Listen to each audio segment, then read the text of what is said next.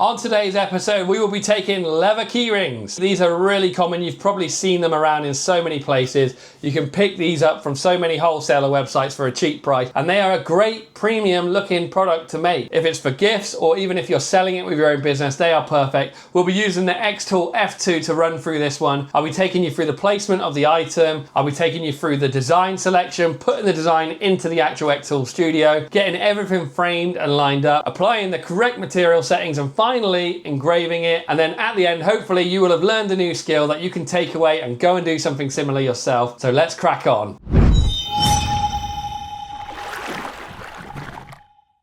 These leather keychains are really common and you can get them in various different colors. I've just chose 3 here. They are PU material, so it's like a synthetic leather. It's not technically a leather, but they engrave really well. But what I will say is they produce a lot of fumes, so you need good extraction for these ones. You can either place it on your bed, but as you can see with items like this, you often get a bit of an uneven surface. So what I like to do, and I'll do it live here, is I have a jig that I use for this. And what it allows you to do is position your item on there, and it sits there, and you can do up to 3 at the same time. So anyway, we're going to be doing this in this video just so that we can get it nice and straight and lined up. As you can see, we're good. And as I always say, focus your laser, make sure those 2 dots are joined together by using your focusing knob on the side. Let's move over to the software. So we've got our blank set up, and we're going to click new project in xTool Studio in the top right.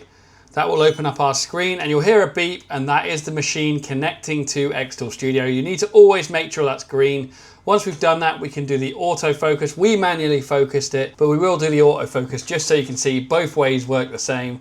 So click the little ruler with the A on it. You'll notice the laser head moves up and down slightly. The light's dim. That means it's trying to determine how far away the focal length is. Once it's good though, you'll see it updates the picture. So let's move on and let's get our design set up. For this one, I have got a predetermined vector image, and it's this one just here. And you'll see it's coming as a vector. They always come in bigger, so we want to resize it first to make sure it fits.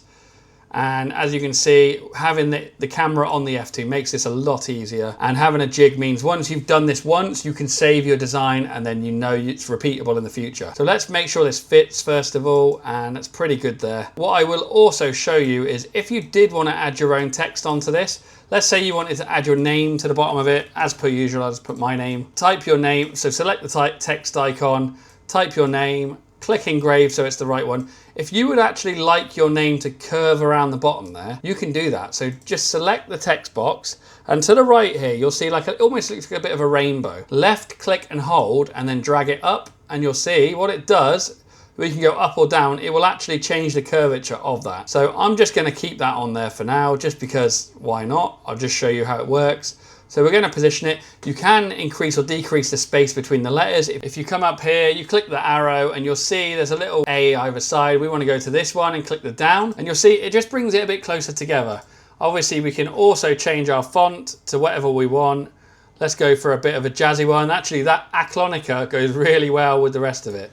Take it easy, Chris. Why not, hey? So there you go, we've got our design set up. Now we want to get our material settings. I do have a nice set of materials for this, so we're going to go with that one. First of all, I am just going to position this slightly down a bit so it doesn't overlap. There you go. One thing we can do is select both parts of our design.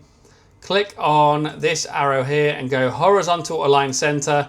As you can see, it moved Chris over, so it is centrally aligned to the text. And there you go. So what we'll do now is assign our material, and we're going to select our text. Go up to material here. You can go through the material library and find your own. I do have one that I've tested and that I like with these key rings. So I'm going to select it, and you'll see I've called this one vector engraving because these are vectors. Now the settings I use are blue light, 82% power, 655 speed, and 140 lines per centimeter. You're welcome to try it if you've got the F2. If you have one of the other machines, check out our spreadsheet on our F2 and our F series page. We have all settings in there. So let's get on with this. So now we've got that, we're going to frame it. Okay, so let's click down here. In this case, because we've got a very specific shape, and this is very specific, if we stuck with the default rectangular frame, that blue bounding box there is what it would actually frame, and that's not good enough for us here because we want to make sure it doesn't overlap any of the keyring. What we'll do is we will click on the arrow and we'll go to outline, and now that will literally produce an outline of our vector image. And the reason we are doing the frame, just to educate you, is because although we've got a camera, and on the F2 the camera is very good, you cannot always guarantee the placement. So you should always manually frame it just to be safe. So let's do that now. As you can see, it is giving us a nice outline of our design, and it is all within the keyring, so we can do this and we'll engrave it now. Okay, so we're happy with the framing. We're now going to process this. So one last check, materials set. We've turned framing off. We're now going to click process down here, and it will show us our design. It will also show us 19-second engraving time, and you can view the engraving path if you want by clicking down there and seeing how it's going to do it. So we're going to click start, and you'll hear the beep. That means it's sent the file through. We can now click the button on the side of the F2 and engrave it. Let's do that.